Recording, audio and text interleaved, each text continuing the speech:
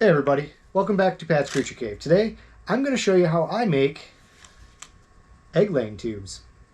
Alright, so I've got two different types here, and the one is flower tubes. You can get them off Amazon at a florist, stuff like that. I bought these off Amazon. They do have the little rubber cap, which is something that you don't need. And I'll show you how I turn these into suction cup tubes.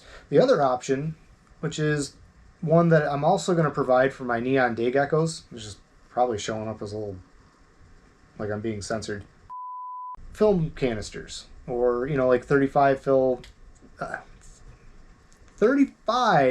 millimeter, from way back when. Now the tubes work great for laying tubes. Now, a lot of people will also use these for dart frogs or other forms of tree frogs. For the species that lay sticky eggs or glue their eggs together and to objects, getting them into these to where you can remove them and then incubate the eggs, or at least keep them safe, because some species of lizards do and will eat their eggs. And can also eat the babies when they hatch, and a lot of times the babies are so small they can squeeze out of your enclosures without you knowing it. I've had this issue with my mourning geckos because they are little egg gluers, and if I miss an egg or two, and then next thing you know, skittering across my desk is a gecko that is itty bitty. That's not fun. I don't like seeing loose critters in my creature cave, even though I'm sure those small ones will feast upon the many fruit flies that are wandering about.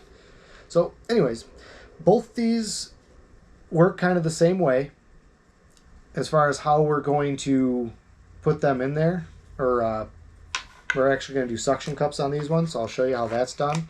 And same thing with these, the suction cups, I'll put links below for everything that I use. Just going to use small suction cups like these. What we'll do is we'll put a hole in the side here and then press this into place. And the idea is that it will be tight enough that the tube won't rock, but if it does, you're just going to have to put a little bit of glue. I use hot glue on there just to help hold it, to keep it from rocking. So let's get started. We'll do the 35 millimeter first. And what I'm going to use is the same thing I use to put holes in a lot of my containers and stuff like that. We're going to kind of do it, there is no science to it. Here's the halfway point. I'm going to go just in front of the halfway point. So I'll just make a small little mark there. Now I will start making the hole and just widen it out a little bit. We'll try that first and see if that fits. And it's all trial and error, and you'll get used to the size of the hole that you need. But the idea is that you want to have to force this through the hole.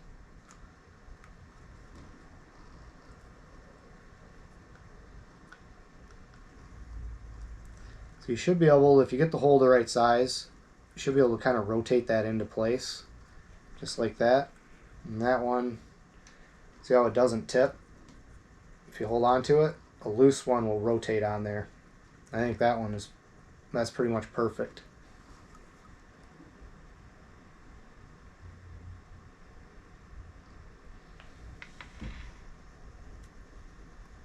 So I didn't mean to, but I did make the hole a little too big on this one. So now that rotates a little easier than I'd like.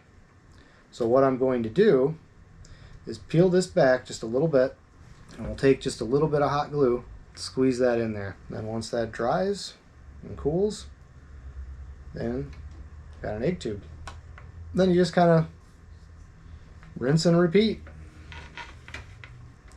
That is how you make egg laying tubes.